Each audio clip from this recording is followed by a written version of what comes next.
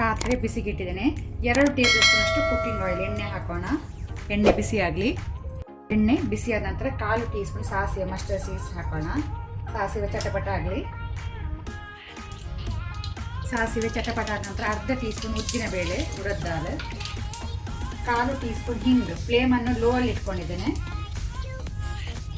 ಒಂದು 6 ಎಸಳು ಬೆಳ್ಳುಳ್ಳಿಯನ್ನು ಬುದ್ದಿ ಹಾಕೊಳ್ಳಿ. ಈಗ ಇದನ್ನು ಒಳ್ಳೆ ರೀತಿ ಫ್ರೈ ಮಾಡುವ. ಬೆಳ್ಳುಳ್ಳಿ ಮತ್ತು ಉದ್ದಿನ ಬೇಳೆ ಕೆಂಪಾಗಬೇಕು ಲೋ ಫ್ಲೇಮಲ್ಲಿ. ಈಗ ನಾನು ಒಂದು ಈರುಳ್ಳಿ ಹಾಕೊಳ್ತೇನೆ, ಆನಿಯನ್.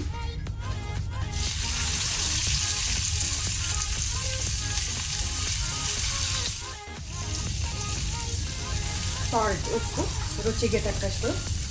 ಈಗ ಈರುಳ್ಳಿಯನ್ನು ಸ್ವಲ್ಪ ಫ್ರೈ ಮಾಡ್ಕೊಳ್ಳುವ. ಸ್ವಲ್ಪ ಕಲರ್ ಚೇಂಜ್ ಆಗಲಿ.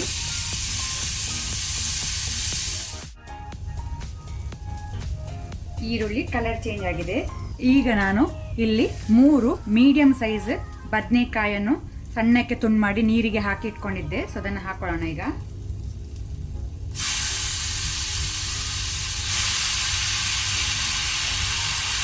ಒಳ್ಳೆ ರೀತಿಯೊಮ್ಮೆ ಮಿಕ್ಸ್ ಮಾಡ್ಕೊಳ್ಳುವ.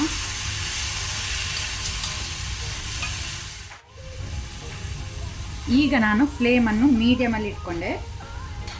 ಮೆಣಸಿನ ಪುಡಿ, ಚಿಲ್ಲಿ ಪೌಡರ್ ಹಾಕೋಣ 1 ಟೀ ಸ್ಪೂನು. ಖಾರ ನೀವು ಹೆಚ್ಚು ತಿನ್ನೋರಿಗೆ ಹೆಚ್ಚು ಹಾಕ್ಕೊಳ್ಬೋದು.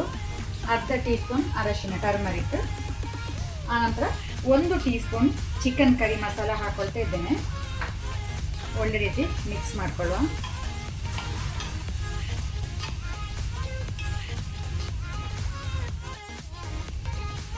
ಒಂದು ಟೀ ಸ್ಪೂನ್ ಕೊತ್ತಂಬರಿ ಪುಡಿ, ಕೊರಿಯಾಂಡರ್ ಪುಡಿ ಸಹ ಹಾಕೋಣ.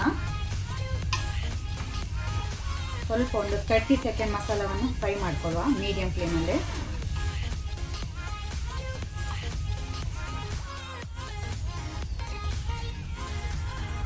ಈಗ ನಾನು ಸ್ವಲ್ಪ ನೀರು ಸ್ಪ್ರಿಂಕಲ್ ಮಾಡ್ತೇನೆ. ಜಾಸ್ತಿ ನೀರು ಹಾಕ್ಕೊಳ್ಬೇಡಿ, ಸ್ವಲ್ಪ ನೀರು ಸ್ಪ್ರಿಂಕಲ್ ಮಾಡಿ ಸಾಕು. ಇದನ್ನೀಗ ನಾವು ಬೇಯಲಿಕ್ಕೆ ಬಿಡುವ. ಲೋ ಟು ಮೀಡಿಯಂ ಫ್ಲೇಮಲ್ಲಿ ಬೇಯಲಿಕ್ಕೆ ಬಿಡುವ. ಬಾಯಿ ಮುಚ್ಚಿ 3 to 4 ಮಿನಿಟ್ಸ್ ಬೇಯಲಿ.